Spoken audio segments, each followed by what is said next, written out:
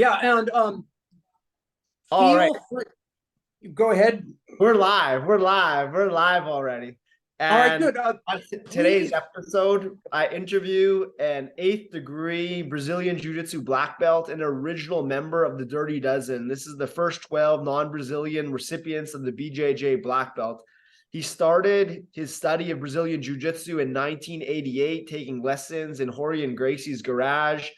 And in 1996, he received his black belt from his mentor, Regan Machado. He is now the head coach of Combat Base Club and travels the world spreading his jiu-jitsu philosophy of think street, train sport, and practice art. Welcome to the winner circle, Chris Haueter.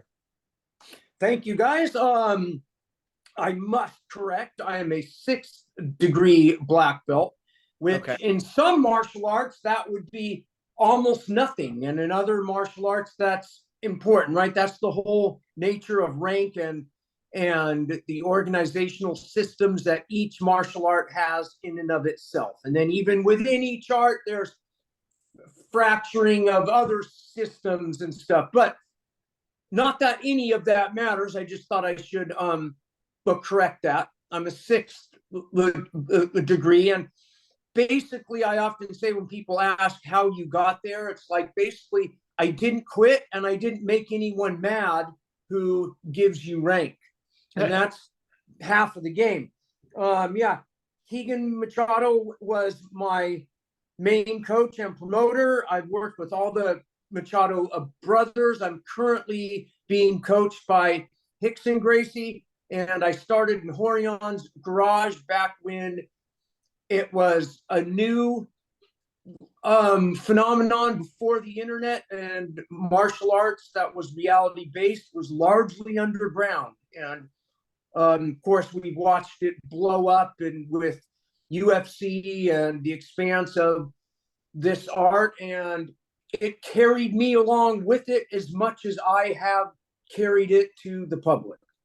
Well, I'm excited to delve deeper into your background and your past, but let's first examine the present. And as we're speaking before this conversation, I hit record.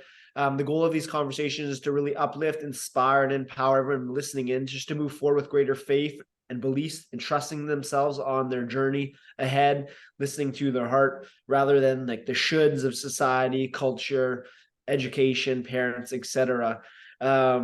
The first question sets us up on a positive note, and that is, Chris, what do you love about your personal world right now? Not the external chatter, but what do you love about your personal world? You know, perhaps it's a result of being almost 59 years old, but in my personal world, the things that used to really bug me about myself have largely vanished.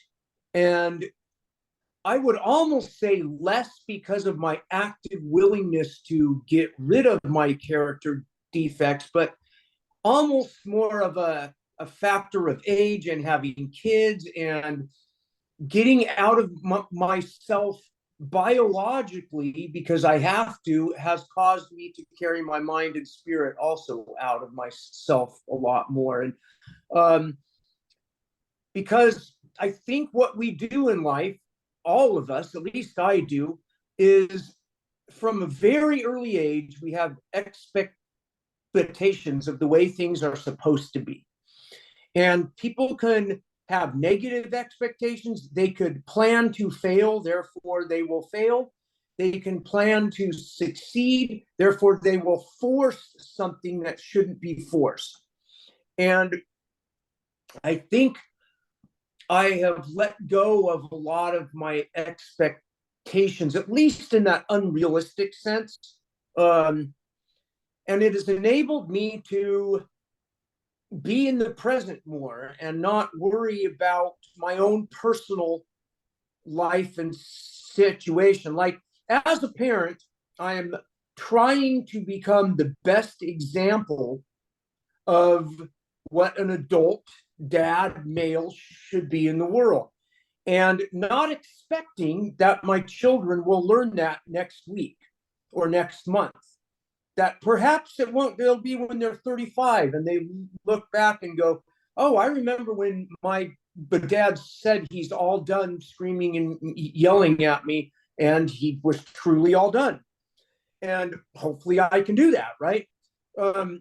Because I really do think that you have to act your way into better living rather than think your way into superior acting skills, in essence. For sure. Action is key on this one. How would you Yeah, describe that exemplary man, exemplary father in today's world? Who is that man? What are his characteristics? that's a tough one. I would say, like, if you go back to in the military, whether it's here or abroad, there's leadership classes, leadership skills, and in those are all these attributes of what makes a good leader. And there's things like, decisiveness, integrity, loyalty, other definitions of the characteristics that make good leadership. And one of the most important ones is being calm in a calamity. And when I'm not calm in a calamity, which only seems to happen within my own family, I really blow it. And yes, I've blown it out there, like whether I'm in an argument because a person honked at me wrong or like whatever. Those are like things that give us the practice to be calm in a calamity. And no matter what my emotions say to react, if I can pause and not react, then when I look back on it, I'm always so glad I did not react. And in the moment when my emotions say I need to react, I need to step in, I need to tell someone this or that, when I do, I almost always regret it. Or I have to construct a rationalization that, of course, I had to do that because I'm the dad and have to tell my kid when he's wrong. I think that that's what I've been personally working on more than anything, is trying to remain calm in what calamity. And obviously, a family crisis isn't as calamitous as things could be, Yeah. but it's that those really are the places where we must practice, because if something really calamitous does happen, then as a martial artist and a warrior, this is my chance to practice that. If the world does take a giant shit, I don't want to be the guy that reacts to the world the way I react to my kid when he's not behaving. That's just not how I want to react. So yes, I'm taking an ideal and I'm striving to get to an ideal, knowing that I will never reach that ideal, knowing that it is continuous practice and that there isn't a reach. Now I've reached the goal where I'm calm. It's like it's a daily thing that some days I do very well in, a few days I backslide in or whatever. But that the point is that I'm staying in the moment and always trying to strive to be a person of a goodwill towards others and good character and not self-obsessed. So how do you get the reps in? How do you sharpen this tool, this skill set of not acting, not reacting? Is it just by doing it? One of the beauties of this, and I have sat with other jiu-jitsu black belts and we've laughed at this, about how we can go on the mat and be totally relaxed and calm and move efficiently and all that. But then one phone call or whatever, we're acting like white belts in life. Yeah. And there's a joke that we're black belts on the mat and we're white belts in life. And one of my English friends who's a black belt, what did he say? He made up a line about that master on the mat and amateur at life or something like that. And so like in the last couple years, I've been thinking a lot about that, about how so many martial arts sell the idea that besides self-defense and these other physical exercise rewards, we're going to teach you how to live your life right. And I think that's a good pitch to sell martial arts to the general public, but I find it so rare. And I don't find it any greater in martial arts than I do in any other athletics.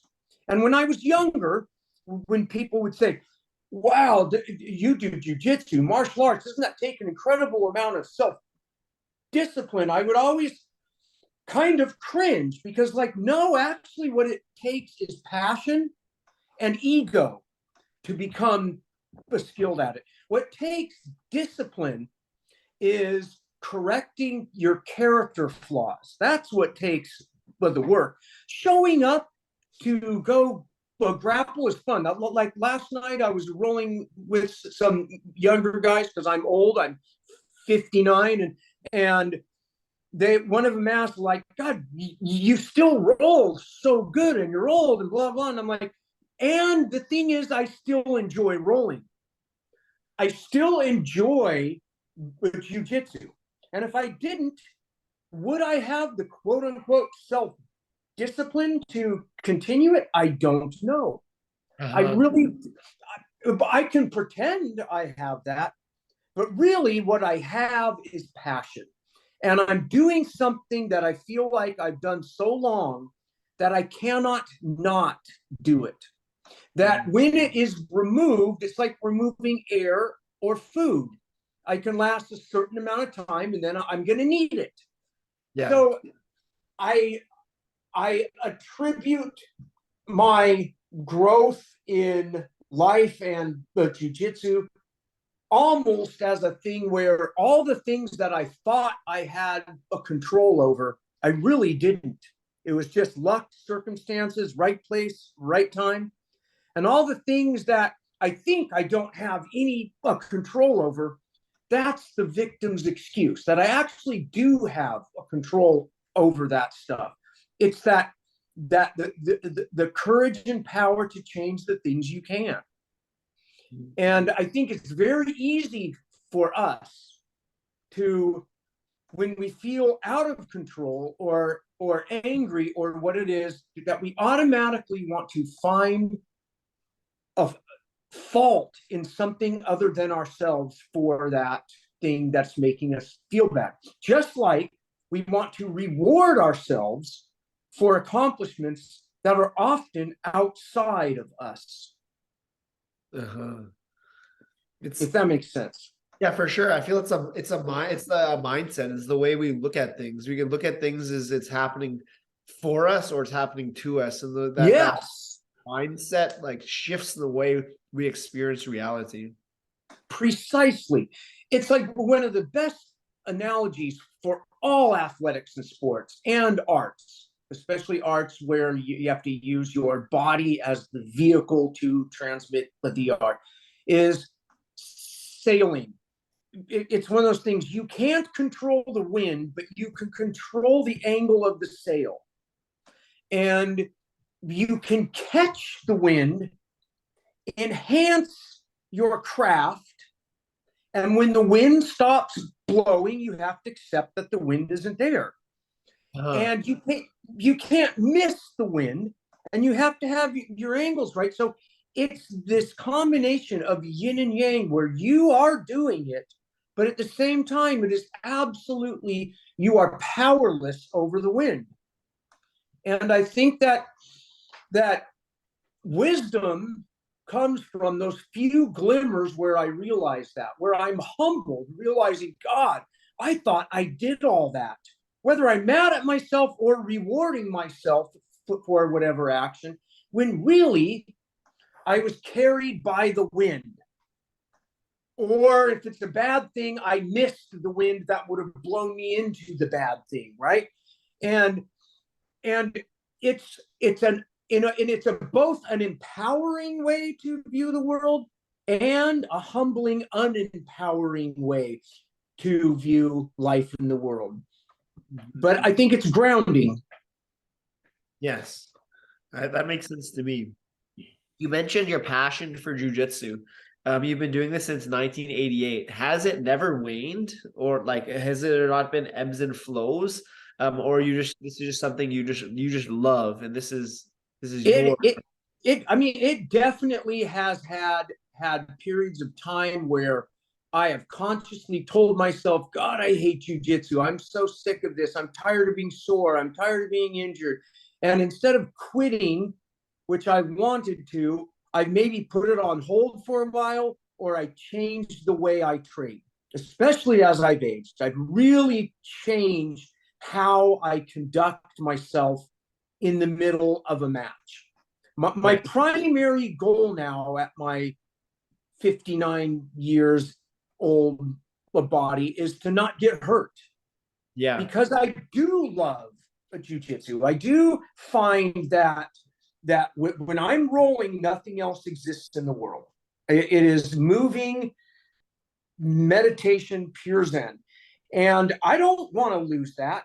And the way I'll lose that is by pretending I'm 25, rolling hard and hurting myself. That's how I would lose that. Yeah. So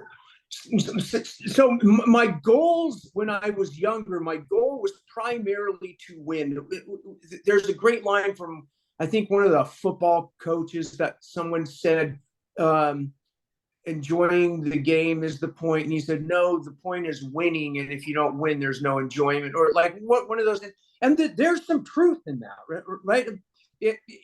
I mean, clearly, to play any competitive thing, you've got to want to win. But it's do you let that drive when you're working with an older body with a lot of injuries? I can't exist in that mind space anymore, or I'm going to get hurt, and it's going to take away what I love. So just that in and of itself has kind of refreshed and opened up my whole game in mind. And for the last couple of years, I meet with Hickson but Gracie a lot and go over, like, obviously he's a bit older than me and he's got a lot of injury issues from years of martial arts and combat sports. And so he guides me through a much more efficient way to do this effectively with grace when we no longer have a 25-year-old athlete's body. And what is that way? What are the principles? Well, it's very hard to explain with words because so much of jiu-jitsu it's an art, it's a communication art of feel. It's kind of like, I can't paint you a picture of what a song sounds like any more than I could sing to you what that painting is, because they're both creative languages, but the medium in which they're transmitted is not the same.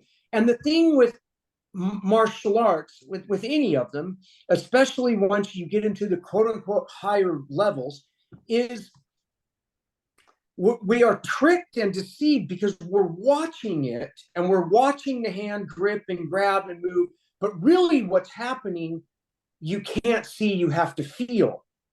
And that's a thing that you not only have to be attuned to feel it, you have to want to get into what I'm going to call a more efficient way of moving your body. That, like, I often say that when people ask me, what is the art of jiu-jitsu? The art of what jiu-jitsu is, how do I control and submit my opponent? Utilizing the least amount of athletics and attributes, and the maximum amount of knowledge, leverage, cunningness, and guile. That's the art. What is the sport then? The sport is, how do I deploy my art within the man-made box of the game, utilizing the maximum amount of my athletics? So right there, we already have a clash. And then the street aspect is how do I survive and or vanquish in a fight that means life, death, or loss of limb? Whether it's my own life or someone else's, how do I resolve that deadly situation. And the street self-defense aspect of this is kind of one of those things that you can't ever really practically train. Otherwise, we're going to be poking each other in the eyes and kicking each other in the groin.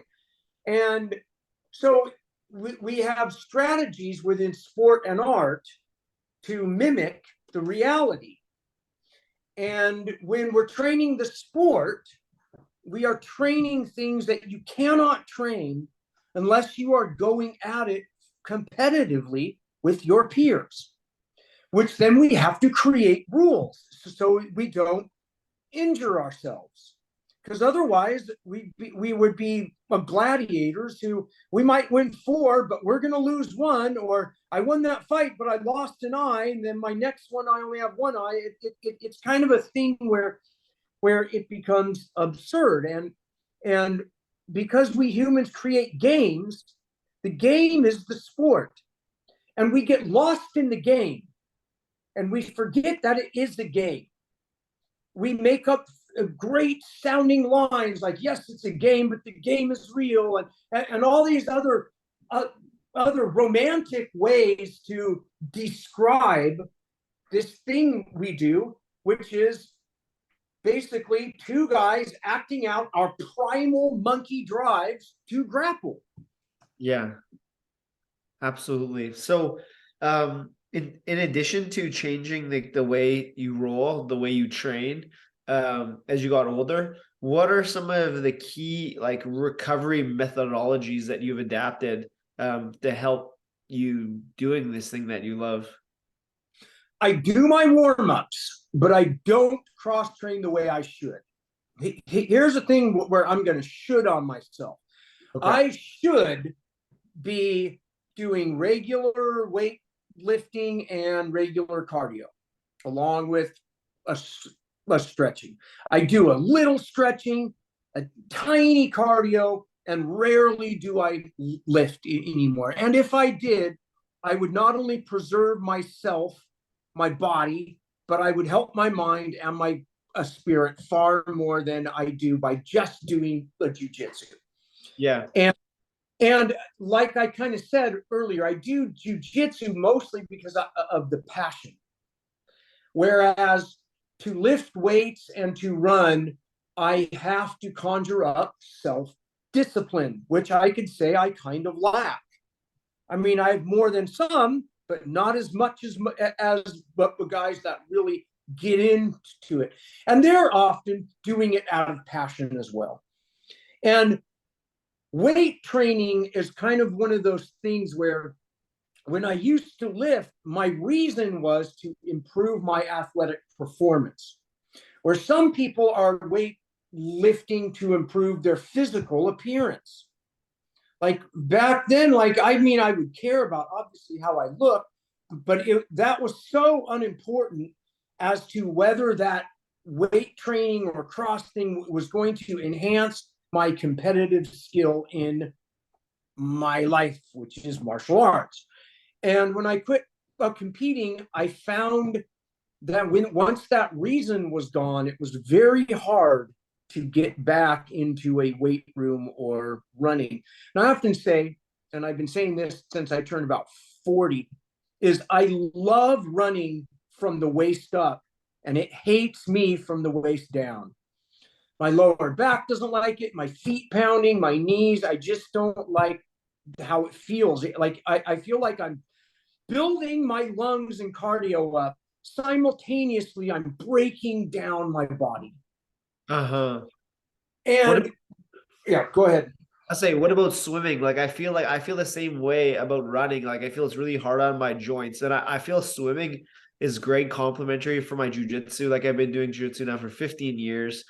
And I feel like swimming is a new addition, and it putting your head underwater kind of puts you in that like fight or flight state, like when you're yes, and then you find the calm in the water. So I feel like that's been beneficial for my cardio. I 100% agree. And years ago, I did swim very regularly and love it. I love how it feels. I love the whole body exercise. I love the lung expansion of it. and I've grown up on the beach, and I still love the ocean. But I definitely should be in the water far more than I am. You mentioned the formula for your success at jiu-jitsu was passion plus ego. And like that was interesting to hear ego, because often ego has like a negative connotation to it. So talk to me about like ego and your understanding of it, and how you make your ego work for you rather than against you. Yes, I'm hearing that. My mom is walking in right now. I'm on a podcast, guys. Oh, okay. Which is fine. You guys can come in. We want to give these to Allison if she wants them. So sure, put those right on there, and when she comes home, I will give them to her. Okay. Yeah, I'm right in the middle of a podcast interview, Okay. but Okay. that's my mom is here, guys. So I'm saying hi to her. I'll leave it to you later. Oh, it's fine, guys. But yeah, so ego is definitely one of those things that can be bad or good for athletics. I mean, clearly you have to have a big ego to become good at any sport. You have to want to win more than anything. And but that can make much of the rest of your life miserable. And finding that balance is a hard slog. And I don't think anybody finds that easy. I think we have to get our egos shattered before we can rebuild them to become more pliable. And that's kind of that thing where yoga metaphorically talks about being flexible is more important than being rigid and strong. Yeah. And in but jiu-jitsu, I use the analogies of frame and flow. Okay. And framing is finding a structural strength, the most efficient way that I can post the bones of my body by the muscles that are holding the structure all but together. And flow is like almost like the opposite, where everything relaxes. Like you can't armbar jelly. It just flows. Yeah. But you cannot control your opponent's arm if you're jelly. It's a thing where you're balancing structure and flow constantly.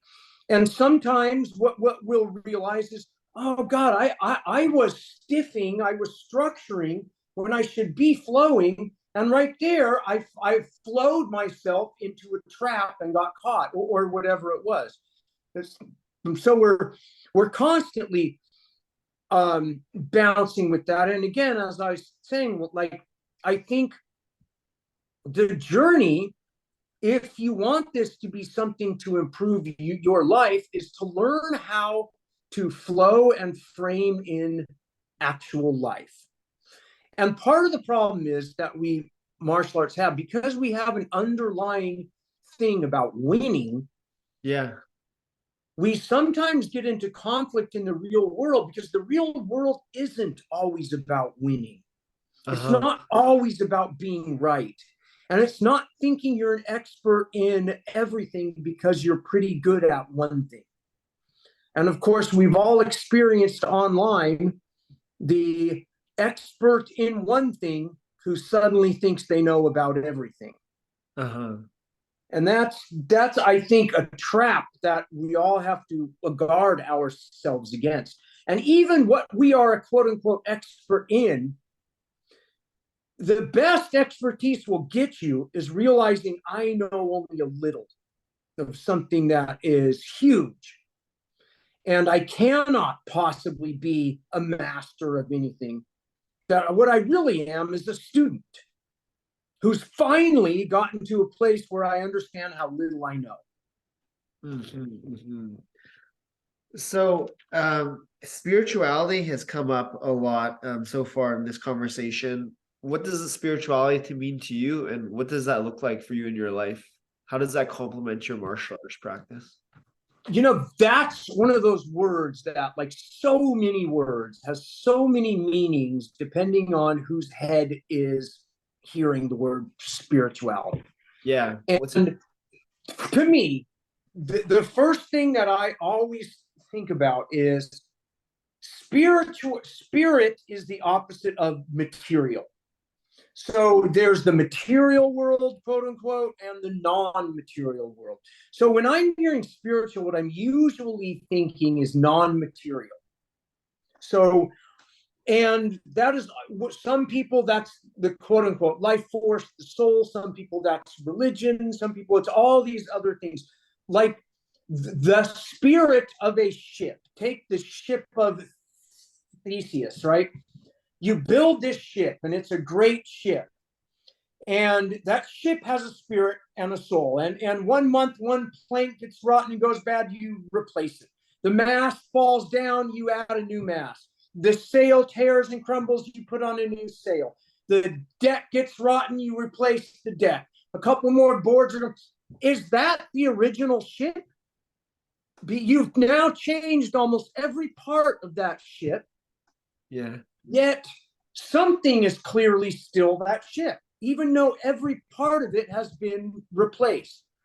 And that's what spirit is. Spirit is the essence of what something has. And for me, at least when I think of spirit, and when one is cultivating their spirit, they don't always get the physical manifestation they want. And I think people confuse the physical with the spiritual. It's like, believe me, I am not religious at all. I lean towards agnostic atheist, but I appreciate the wisdom that many religions have. Like, I appreciate how Islam has, we don't know idolatry. Like, I can appreciate the wisdom of that. That's what separates the spiritual world from the material world. That you don't draw depictions of Muhammad or God, whereas like other religions, you put Jesus on the cross, and after a while, you're worshiping an idol. You're worshiping a material thing because you've slowly turned your spiritual world into a material manifestation, an ego desire of what I want to get. Then it becomes about you again. What do I want to get out of this? I'm going to help him because it's going to help me. And that, to me, is the opposite of spirituality. And some of the biggest culprits of that are the religious and the self-help types, whether it's for fitness or whatever it is. They're dangling something, calling it spirituality, when what they're selling is really selfish materialism. And control. Yeah. And it limits them. It puts them in a box. It puts everyone in a box. Yes. It puts me in a box. We're all in that box. Sometimes I recognize when, where, and how I am in self-seeking behavior or mode. And I'm not saying that that's bad. Like, clearly, we have to be self-seeking, but there has to be a balance of that. And it's so easy to get so out of whack or to deceive ourselves that we are helping others when really we're aggrandizing our own ego. So how do we check ourselves there? How do you check yourself? Life will check you if you let it. If you let it, right? If I am open and accepting that I don't know everything, that I know only a little about these things that I'm supposedly an expert in, then it just comes. And I get to flow with the dance of life instead of conflicting with the dance of life. And there's a line that a lot of spiritual people say, religious people say, people who are in various recoveries, that that you want to do random anonymous acts of selfless kindness, selfless service. In other words, don't do something for a reward. Do something because it's right. Pick up the trash on the ground and put it away, knowing no one will see you do it. It's like that's the kind of stuff that if you are trying to feel better, taking it back to self, then often you'll realize, oh, if I want to selfishly feel better, getting out of self helps me do that. So you realize you're constantly carrying these two things at once. Yeah. And you can't escape it. You could never be completely selfless. But when we do our best to act out of service, that compounds, and that when we give, we get. I feel it reflects back on us. It's just yes. It's kind of like the last month, like I've been showing a lot in the last year. One of my theories on the gi grappling, which is kind of a combination of things I've learned in mostly jiu-jitsu, some wrestling, some Greco and judo, and all of these things alone didn't have it, but together I find this new thing and this new approach and way. And part of me, because it's a martial art, but back when I would compete, I didn't want to teach that because I don't want to teach my move, right? And then, but now that I've passed that age, I instruct it. But sometimes I'm like thinking, God, I want to teach this, but I want to get credit for teaching it. Yeah. But then I have to give credit for those who taught me or who gave me the tools to put this all in a piece. So you realize you're just in a chain. And if I really am thinking I want credit and reward, I got to ask myself why. Why do I want credit for this move or this approach to doing this move? And then that always brings me to the most humbling thing of my spirituality is I know that in 13 billion years, none of this fucking matters. There is no history anymore.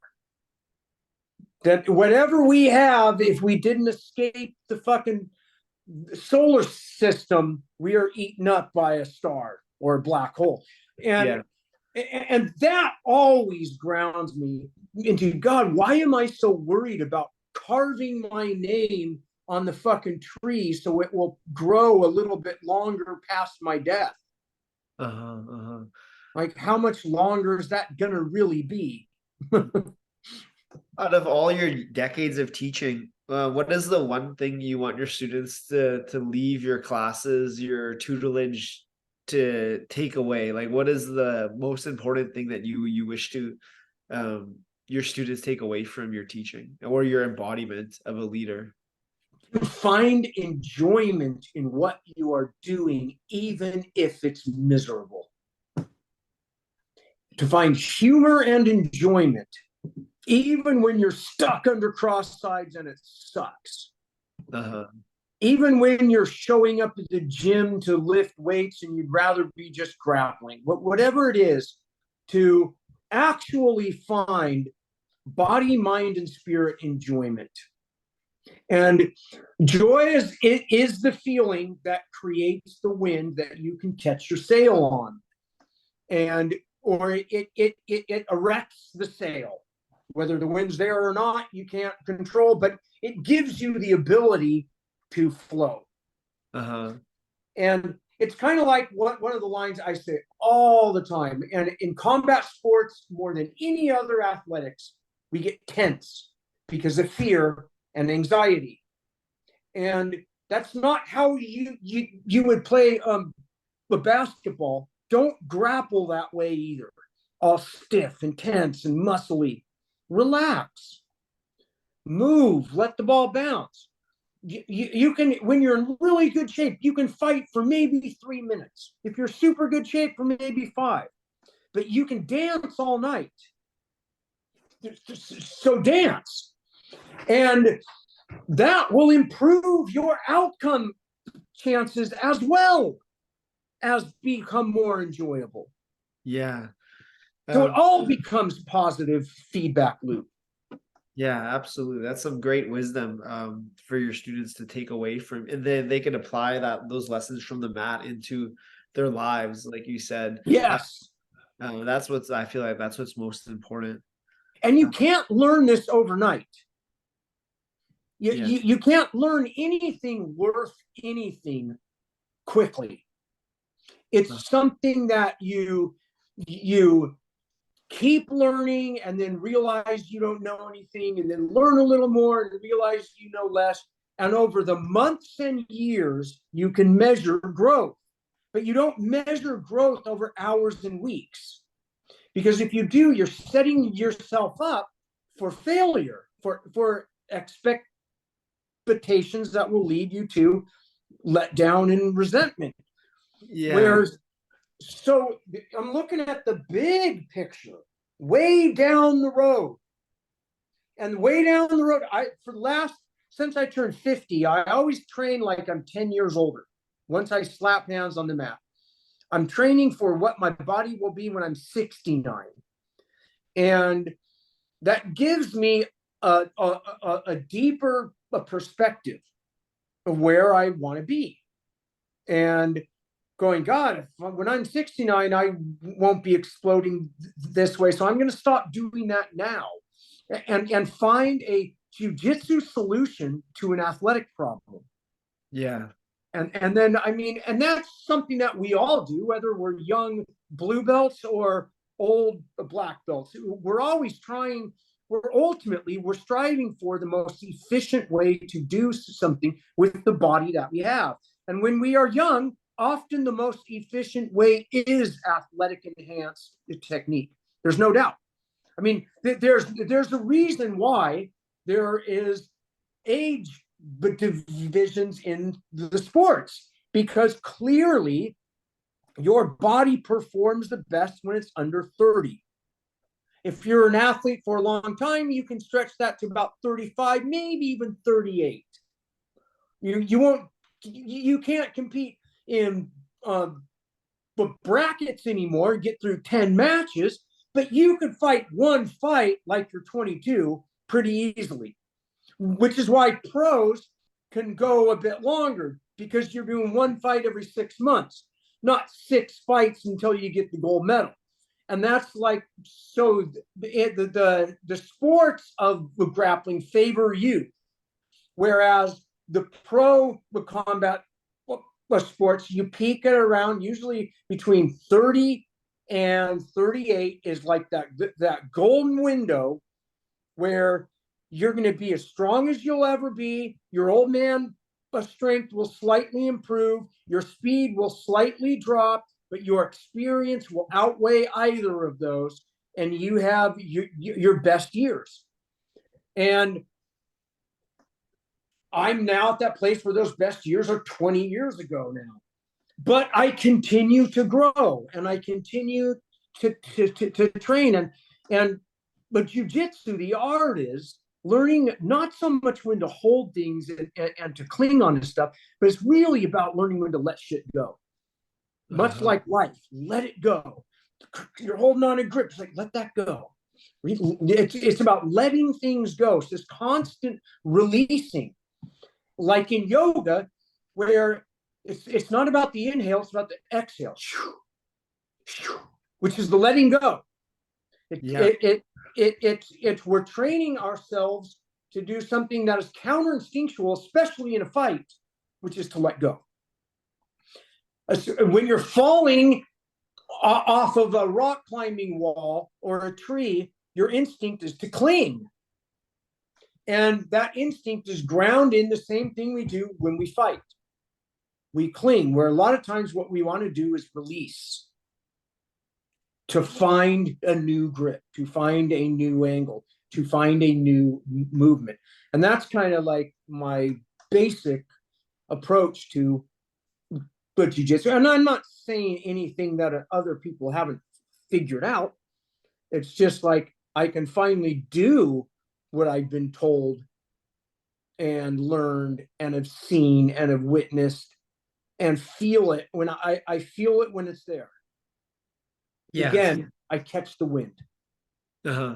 We've talked about winning a bunch in this conversation. This podcast is called Welcome to the Winner Circle. To me, a winner is someone who embraces the process versus the destination. We live in a very destination-oriented society.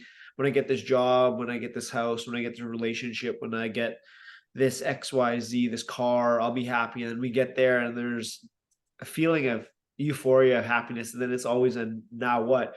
Is because I feel we're missing the sweetness of the song. And that is the process, the journey. There's those small steps, those small reps in the presence, which in time become great change. But we're often focused on the destination. So for me, a winner is someone who just is embracing the process, small steps forward, choosing to see the world as it's happening for me rather than to me. Small shifts, deeper breaths, upright posture, more present. Like small shifts like this change our trajectory. What does a winner mean to you? God, that's another one of those words that is so loaded that I almost don't like to even use it unless I'm making a joke about someone who's an egomaniac. But that comes down like to me, and I think most of us, that conjures such a primal, to put it in Hegelian terms, you cannot think of winner without also thinking of loser. It's almost impossible. Wow. And in some ways, I think that I must always remember that when I say I'm winning something, I'm losing something else. I must always remind myself that a balance is there. And some things I want to lose, right? It's that letting go, right? But I really do think that oftentimes, and maybe it's only me, maybe it's what I project, is that by somebody winning, it means somebody else is lost. And I almost like to, yes, I like to play the game. And when I'm out there in a match, I want to win. I want the goal. I want that. That's the point. But there was a period of time, and I remember hearing this from a, I want to say it was a Japanese karate master who died in the 70s, but who wasn't happy with competition and rewards and all that stuff, and said, whatever medal you get, keep it for one day and then throw it away. Because you don't want to leave that representation there, because that creates the because the point isn't the medal. The point is the match. The point is to give the best fight you can give for yourself and your opponent. And then you're a winner, right? Now, that can also be a way to cop out when you're the loser, to say, well, I fought my best fight, therefore I'm a winner. And that becomes kind of that whole thing where people are talking about how it sort of began in the 90s, but really blew up in the aughts, how everybody gets a trophy, everybody gets a reward. And like, I understand this sentiment feeling of that, that everybody's a winner, but no, not everybody is. Like, sometimes there's more losers than there are winners. And I'm not saying that is ethically or morally right either, nor am I saying that we need to give out participation gold medals or all that. But it's kind of one of those things that I'm very aware of. But I tend to try to not think in those Hegelian terms about it, because it's too loaded and too much of a trap for my own mind and as a coach to be running around telling people, you're a winner, feel like a winner. And I get it as like a life coach, how that's important, especially if a person has low self-esteem. They need to feel like a winner. But if the person is arrogant and egomaniac, I don't need to remind them. I'd rather let them know they're a loser. Balance. Because, yeah, you may have won that, but you're losing respect.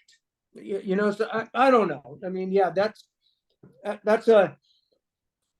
I loved in the 90s and early aughts how they would have those motivational posters that were on every corporate boardroom and all that, and then the funny ones that mocked them afterwards. I loved the funny ones that mocked all those. You know, a winner is someone who never. They made these the joke ones. A lot of people made.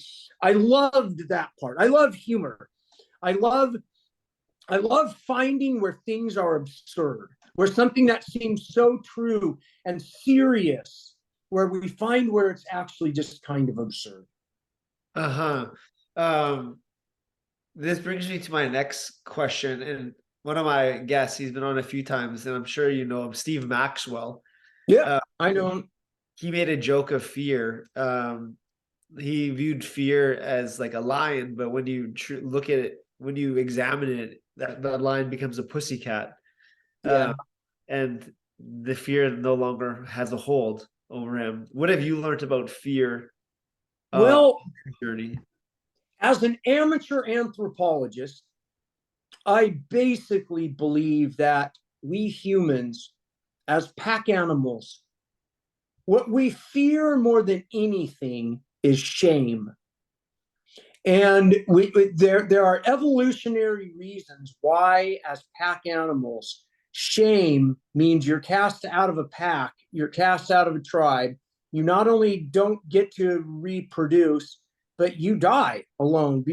Because as much as we go for this individual, this, what we really are animals that work as a collective that need other animals, other humans. We need a team. And whether you're a grunt or an operator or the basketball player, if you have any wisdom, you realize that there's an entire team of humans behind you that have enabled you to do this thing that you get the glory for, or whatever it is.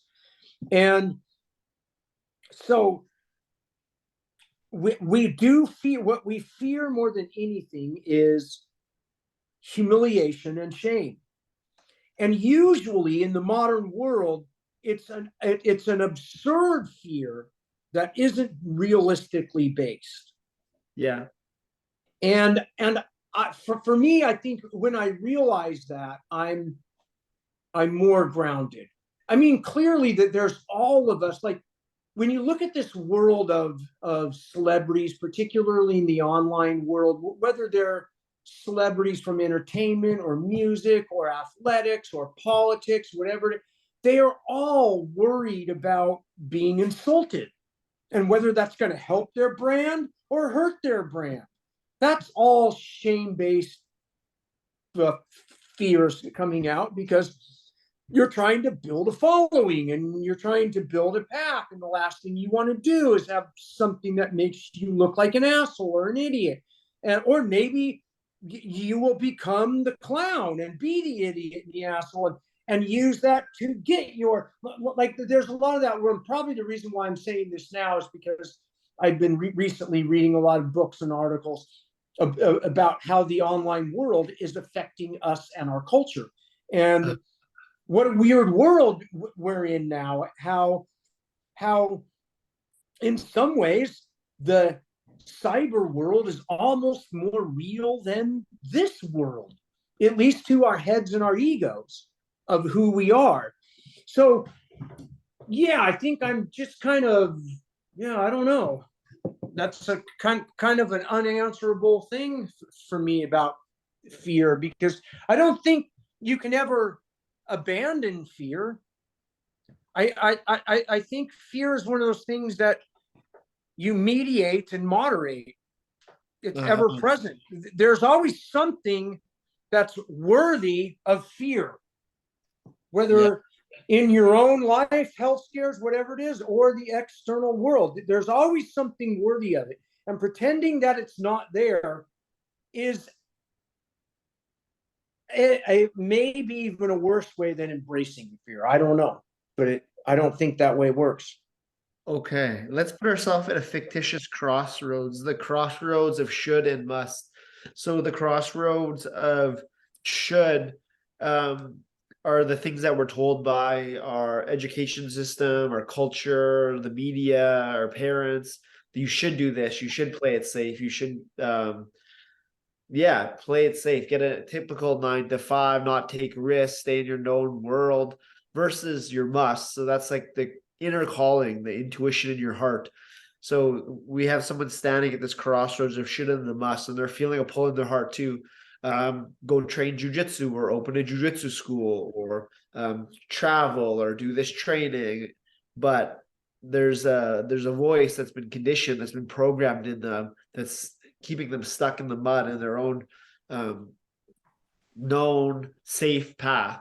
What advice would you give this person to step in to that unknown and to embrace that fear? Well, the advice I would give, and it's something that I heard when I was young that really stuck with me. It's better to regret things that you've attempted and failed than it is to regret never having tried. It's kind of one of those things where, again, you got to release the expectation of outcome and just dive in and see what happens, and hopefully the best will happen. But hope is a good thing to have as a spirit, but a bad thing to have as a mental strategy. Could you explain that? Well, so when one takes hope on as a mental strategy, you're back to getting into the Hegelian dynamic. You're accepting the fact that you need hope. There must be some reason why you need hope, because this is most likely going to fail. And then you're like almost conjuring up the pitfalls of whatever it is, but if you keep hope in that sense of spiritual awe, like, where it becomes more of a thrilling thing to have hope instead of a mandate. Okay. And yeah, that's what I would mostly say on that. Yeah. So much wisdom shared throughout this conversation, Chris, and it brings me to my final few questions. And the next one is a big one, and that is through it all, through the highs and lows, that is your hero's journey. What do you feel has been the greatest life lesson you've learned on the path, on your path, that you feel called in this moment to share with me and everyone tuning in? I want to say that you cannot predict the future, especially your own. And usually the way we think things are going to turn out, they never turn out exactly the way we plan. But we still have to plan. So there's, again, that dual nature of two seemingly opposites true at the same time. So we become flexible when we release our expectations, but our plans are structured in a way that they're goal oriented. And I think the hardest thing to do is to assume how things are going to turn out. We just can't do that. We just do our best, fight our fight, and as the religious say, leave the results to God. Yeah, and just embrace whatever comes, and recognize that it's all happening for us, and just to find our center. Yeah. And with it. And sometimes you're in the barrel and it sucks. And sometimes you're out of it. And that's just the ebb and flow of life. It's inevitable. Yeah. And it's happening for us. In 3 words, how would you describe the experience you were having on this earth? So it doesn't have to be a sentence, but just in 3 words, what are 3 words that you would use to describe the life you were having on this earth? What is it? It's like a 1 in 400 trillion chance that one sperm got to that one egg and there was no failure and I'm here. So the first thing I think is lucky. Okay. And anytime I start thinking that life sucks, I have to realize I hit the fucking lottery. We all have. So that's kind of like the first thing I think of when I think about that. It certainly isn't anything that I did, right? And I like to, I'd rather appreciate the things I have than try to dwell on what I missed or what I don't have. Yeah, very wise. So lucky is 1 word. What are 2 more words that would describe your reality that you're experiencing?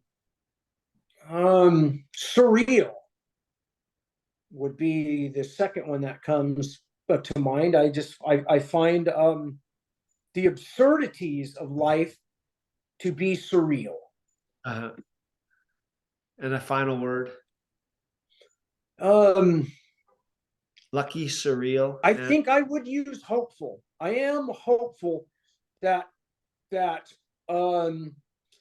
Star Trek universe, I'm hoping we are at the point where we're about to break through to a new glorious wonderful future. So I'm trying to think that that's going to happen, and if that universe is any predictive, we're going to have to go through some shitty times before we finally get there. I think we're en route. I think we're en route right now. My final question. So we've examined your past, we've examined your present. Let's go into the future. We're going to travel into the future alongside an 85-year-old Chris Haueter. Who is this 85-year-old man? Where are you? Who are you surrounded by? What is the legacy that you've left here in your time in these 85 years? And what is the predominant feeling in your being? Well, like I said, one cannot predict the future, but should I be there, Yeah. I'm sure it's going to seem like I went from 59 to 85 awfully fast because time speeds up. And I will be shocked and horrified that I'm that old, because I'm already shocked and horrified that I'm as old as I am now. But again, I'm going to be grateful that I made it to 85. Maybe I'll still even be doing jiu-jitsu. Who knows? And hopefully the world is in a good spot, but I have no expectations that it will be. And how would you feel? How would you feel inside? I have no idea. I have zero idea how I feel. I could say how I want to feel. How do you want to feel? I would want to feel content, grateful, and humble. I think you're walking that path right now. I'm trying. It's grateful, humble. So I just want you to picture that 85-year-old in your mind's eye for 1 moment longer. Then I'm going to bring us back to the present. And that 85-year-old Chris Haueter, he whispers a message into your ear. What does he say to you? Jeez, what does he say?